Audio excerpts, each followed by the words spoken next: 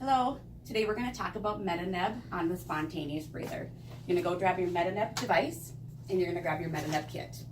Open your Metaneb kit up nicely and take out all the little pieces. In there you're going to find your neb cup and your little bag of adapters.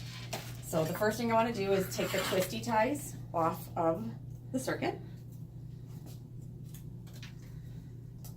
And then you're going to open it up. Grab your neb cup, open it up, and attach the neb to the silicone adapter at the bottom of the handset, just like so.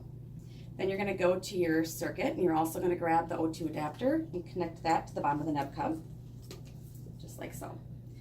Take out the filter, there's a little adapter, a little attachment here, and you're going to put this to the Metaneb, lock it in, make sure it's locked in. Good. Now, before you go ahead and put this on a patient, you're going to want to do your pre-check for the first time you use your Metaneb circuit. That is outlined here on the pre-use check. What you're going to want to do is turn your select ring up to the 3 dot, completely occluded. Make sure you're up in the CHFO mode, the continuous high frequency oscillation mode, in the high setting. Turn your Metaneb on, completely occluded at the 3 dot. Make sure your manometer is swinging between 15 and 20. Check.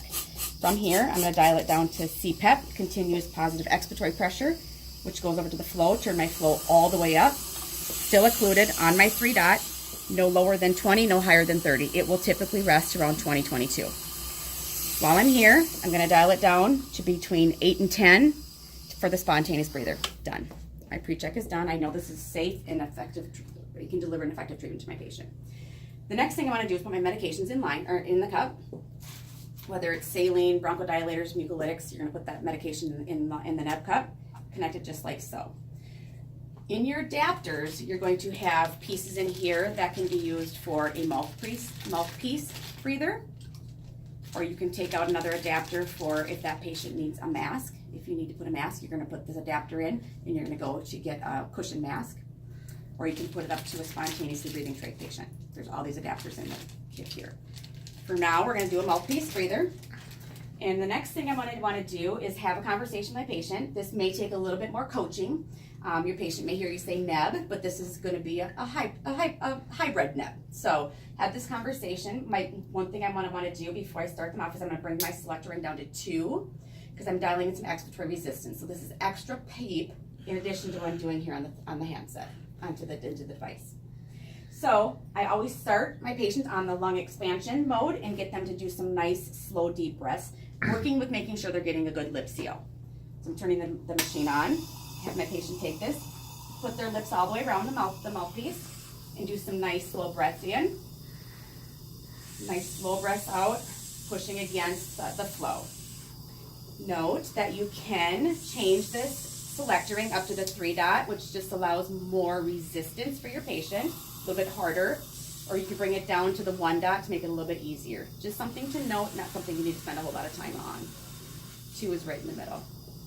You're going to do this for 2.5 minutes. And what you're going to do next is you're going to seamlessly transition them to the oscillation mode, the continuous high frequency oscillation mode, secretion mobilization, on the high setting. I'm going to really work with my patient at this point to keep them to do some nice, slow, deep breaths, making sure they're not trying to breathe fast to keep up with the oscillations. Just some nice, slow, deep breaths, breathing against the oscillation. I watch for chest rise and make sure, again, we're keeping our seal. You can turn this down to the low setting, which is just a slower oscillation mode, 170 breaths per minute versus the 230. Most patients tolerate the high setting, it's more smooth.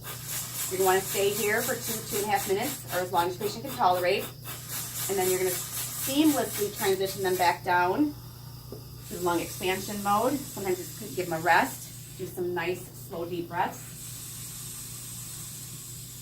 making sure they're not hyperventilating.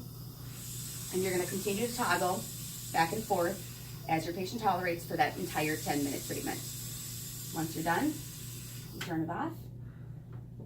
Help your patient, encourage them to do any coughing or clearing, and you're done.